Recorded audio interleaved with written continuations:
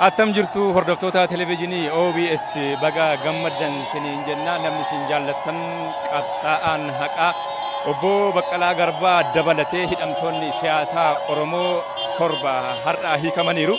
Obbo Baqqalaa Garbaa manni jireenyaa isaanii magaalaa Adaamaa kana amma jaalatamtoota isaaniitiin simatamanii hordofamanii gara magaalaa kanaa qe'ee jireenya isaaniitti dhufaa jiru. Kanaaf uummanni qeerroon magaalaa kanaa immoo kan magaalaa Adaamaa akkanatti baheetu haala ho'aadhaan simachaa jira. Haala namatti toluun goota isaanii kana eeggachaa jiru. Nutis kanaa boodas waan ta'u adeemsa isaa hamma mana isaaniitti isaan faana deemneetu tokko tokkoon isin biraan geenya. Kanaafuu ammas irra deebine baga gammaddan siniin jennaa daawwattoonni keenyi qeerroon yeroo garaagaraatti qabsoosaa keessatti gaaffii dursaa godhee gaafachaa kan ture. Qabsaa'aan sabaa gaafataan mirga saba Oromoo obbo Baqqalaa Garbaa fi kanneen biroo kanneen isaan fakkaatan har'a hiikamaniiru. Kanaaf nutis qophii kana hordofne hamma dhumaatti isin biraan geenya irra deebi'uudhaan ammas baga gammaddanii baga walumaan gammanne siniin jenna. Turtiin keessan nu waliin haa ta'u.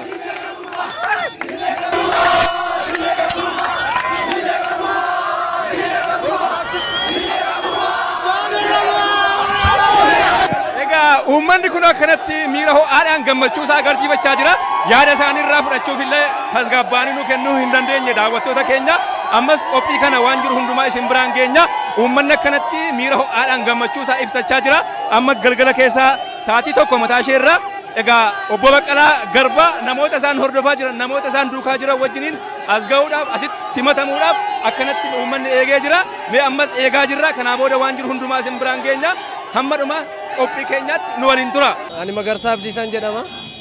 Gammachuu guddaatu natti dhaga'e. Gammachuun kun kan koo qofa otoo hin ta'e akka uummata Oromoo hundatti gammachuu guddaatu natti dhaga'ama. Sababni isaa abbaa keenya kan bara baay'ee dhabne kan akka lubbuu keenyatti jaalanne akka Oromiyaa isaati akka biyyattiitti nama kabajamaaf jaalatamaa gammachuu isaa arguun keenya gammachuu amma nan jedhamu natti dhaga'ama. Sababni isaa abbaa keenya waan ta'eef ilmi immoo abbaa isaa hin jaalata waan ta'eef abbaa keenya waan arganneef gammachuu guddaatu nutti dhaga'ama. Gammachuun isaa daangaan qabu. Gammachuu kan hubee gammachuu isaa dhufne gammachuu isaa maraan haafallee nu haa gammatu nu haa ba'u Oromoon takka nafin.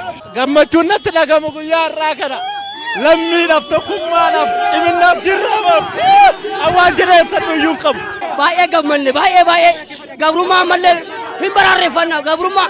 hin baraarreeffannaa kanaaf isin galateeffannaa. Uummanni gammachuu qabu akkanatti ibsachaa jira magaalaa Adaamaa keessatti konkolaataawwan hedduun isaanii ba'anii baajaajii dabalatee konkolaataan kan uummataa kan mootummaa wanta hin jiru magaalaa Adaamaa keenya keessatti daandii abbaa gadaa kana gubbaadhaa kaasanii hanga dakaatti yookaan immoo seensaa addabaabayii Jeneraal Taaddasaa Birruurraa kaasanii hanga addabaabayii Shaalaqa Daraartuu Tulluutti daandiin jiru qabamee jira. Sababni isaa konkolaataa fi namaafuu karaan deeman hin jiru. Akkanatti qabamee uummanni baay'ee gammachuudhaan miira ho'aadhaan simachuudhaaf deemaa jira.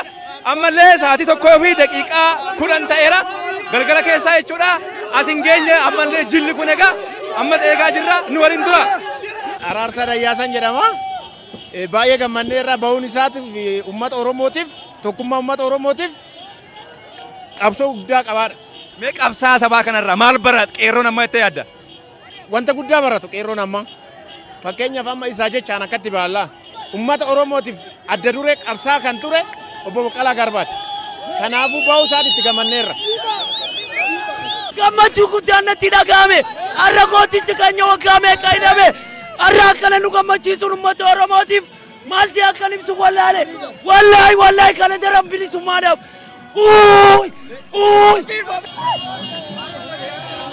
Mee gammachuu akkamitti dhaga'ama? Baay'ee gammachuun baay'ee natti dhagameera. Baay'ee akka amala gaarii qaba. Maal bartamee muuxannoo akkasii kana maal argatta muuxannoo? Wanta akkanaa kanaaf qabsaa kanarraa baay'ee waan gaarii argadha. Obbo Baqqaleen hambaa du'aati. Du'arraa hafee jiraataa ta'e. Carraa kana akka carraa dhufee argachuu kootti baay'een gammada. Egaa akka carraa dhufee naddana. Amma immoo carraa guddaan argadhee kanaaf nan gammada. Hambaa du'aati. Ammayyuu qabsoon isaa itti fufuun jedhan. Ammallee egaa daawwattoota keenya eegaatuma jira hawaasni magaalaa Adaamaa qeerroon magaalaa Adaamaa namni guddaaf xiqqaan namni hundumtuu bahee eegaa jira. Mee amma isaan as ga'anitti maaltu itti dhaga'ame jennee dargaggoota garaagaraa waa gaafachaa jirra. Mee maqaan keenya eessaa dhufte? Maqaan kiyya Muhammad Nuur Shaalee godina Arsii Lixaa aanaa Gada Basaasaa irraan dhufe gammachuu obbo Baqqalaa Garbaa bahuudhaan wanta ibsuun hin beeknu gammachuun keenya daangaa hin qabu jechuudha. Maaliifuu obbo Baqqalaa Garbaa fedhii ofiitii fi aangoo ofiitiif hin deemne uummataa fi uummata Oromoo kanaaf qabsaa'anii mana hidhaa keessatti iddoo dukkanaa keessatti ijji isaanii hanga jaamuu dirasii ga'e jechuudha. Kana waan ta'eef isaan nuuf jecha waan qabsaa'aniif gammachuu guddaan nutti dhagame isaan nu bahuudhaan mana hidhaaf jechuudha. Gammachuu duniyaa gubbaatti karaa gammadan agadan.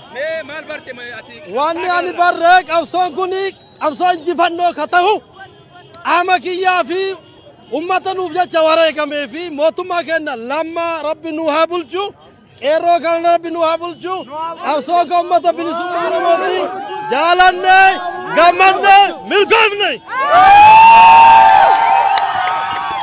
Qawwee dhukaasuu osoo hin barbaachisin humna nagaa qofa namni haqa falmatu bakka yaade ga'uu akka danda'u qawween warra sammuu moofe qofaaf akka barbaachisaa ta'e warra sammuu qara qabuuf ammoo osoo qawween barbaachifne bilisummaa sabaa fiduun akka danda'amu qeerroo kun ni barata jedhanii amana.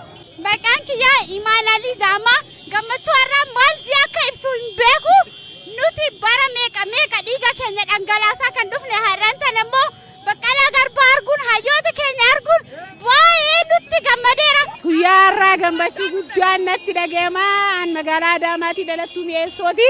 Kanaafuu Baqqalaa Garbaa uummata Oromoo maraafuu har'aan ta'e gammachuu guddaan nutti dhaga'ameera. Isin waliin taa'uu keenya faadhaan carraa guddaa qabaanne. Kana booda yoo du'ellee nu gaddi nuun jirru dhaamsa inti sarraa nu beecha waan takka waan nu rakkisuun kan nu gammachuu teenyas gammachuu keessan.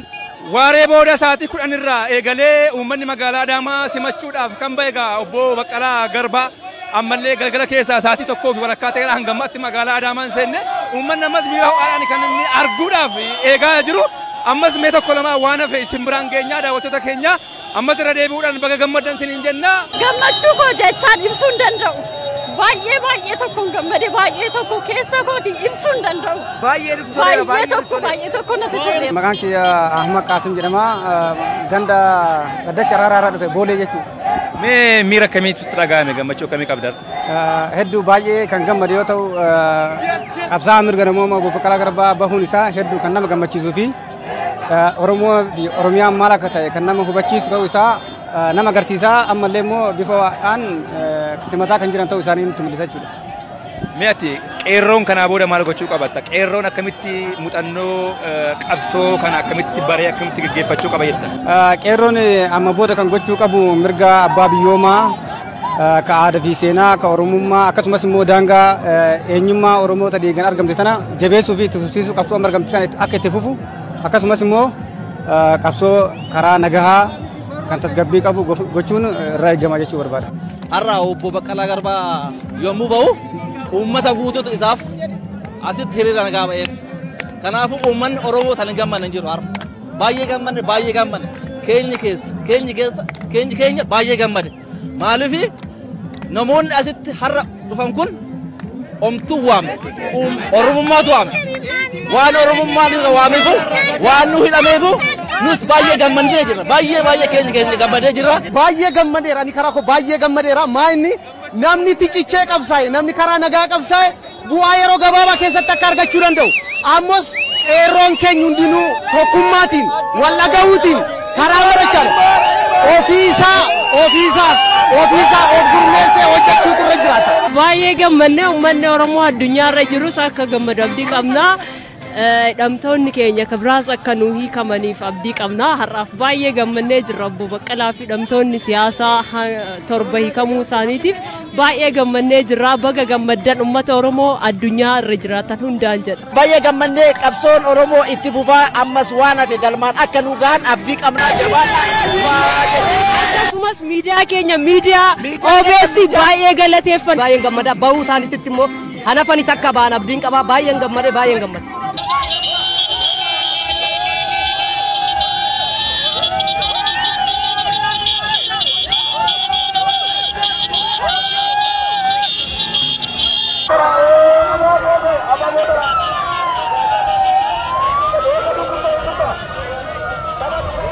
Egaa daawwattoota keenya galgala keessaa sa'aatii 2 walakkaa booda kan isaan amma magaalaa Adaamaa seenaa jiranii obbo Baqqalaa Garbaa faayyuu simattoonni isaanii akkanatti miidhagsanii simatanii poolisii Oromiyaatiin kan isaan simatamanii gara magaalaa Adaamaa seenaa jiranii.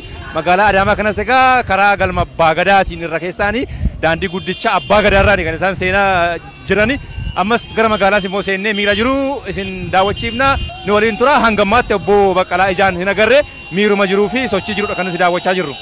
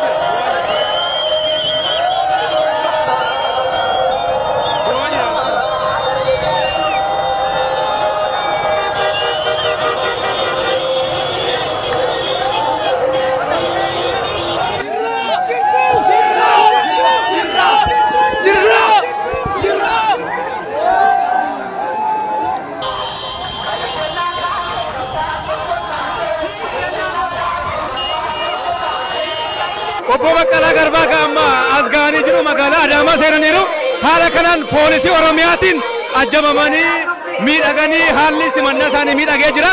Amma as seenaniiru magaalaa Adaamaa kanaaf boodas mee waan jiru sin agarsiisna. Egaa uummanni akkanatti miiraan machaa'ee miiraan ho'ee akkanatti sin dhageessisaa jira sagalee garaa garaa ammas nu wajjin tura.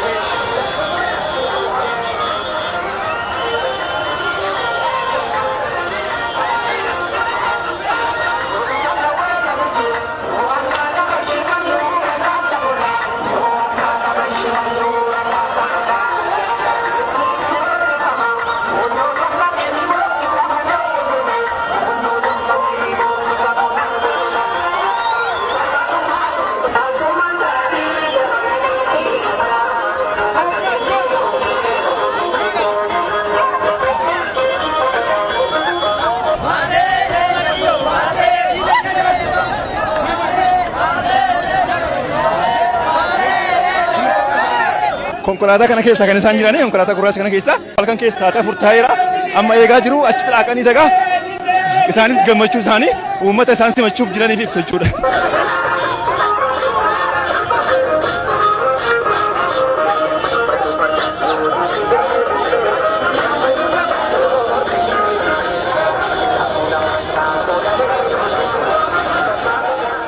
Amma gaa daawwattoota keenya akkuma isin hordofaa turtanii halkan keessa gaa kan isaan as ga'anii masqala addabaabayii keessa geenye irra amma halkan keessa sa'aatii 4:00 yeroon kun egaa yeroo itti obbo Baqqalaa Garbaa itti simatamaa jiranii as masqala addabaabayiitti yookaan immoo addabaabayii masqalaa kanatti mee kanaa booda immoo yeroo isaan ba'anii uummataaf ergaa isaanii immoo dabarsan uummata isaaniif gammadee miira ho'aadhaan isaan simachuuf eegalte kanaan waan isaan jedhan ammas simbiraan keenya hamma xumura qophii keenyatti nu waliin tura.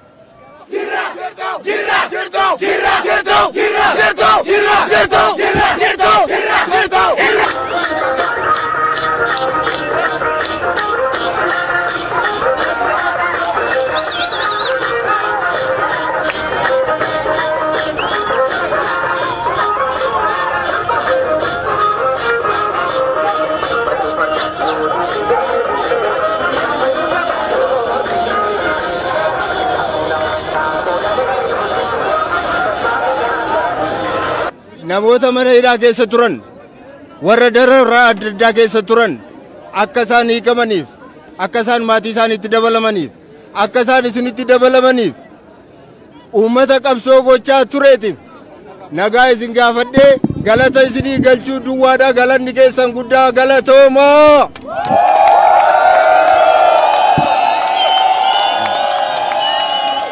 sabni tokko ta'ee sabni wal dhaga'u sabni gamtaa qabu yoomiyyuu alagaa jala hin jilbeenfatu.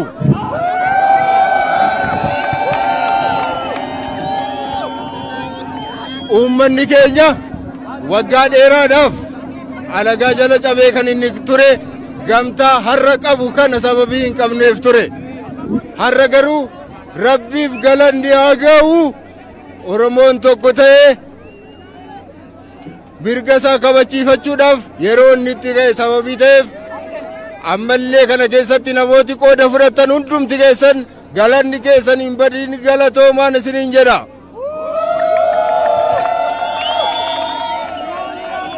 naamusa amma qabnu kanan wallagawwa amma qabnu kanan jaalala amma qabnu kanan tokkummaa amma qabnu kanan itti hafuufnu. amma yeroon isaa yeroo itti wal qoodan miti yeroo itti siyaasaan adda wal baasan miti yeroo itti paartiidhaan adda wal qoodan miti yeroo itti amantaan wal qoodan miti amma yeroo itti tokko ta'anii kaanii mirga ofiif qabsaa'anidha.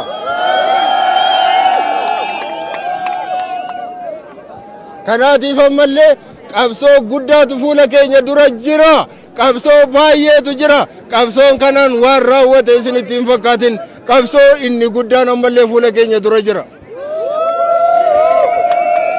kana caalaa walitti haasa'uudhaaf waliin wajjiniin haasa'uudhaaf yeroo baay'ee qaban gara fuulduraatti akkuma nagaadhaan dhuftani nagaadhaan qeeqeessanitti gala.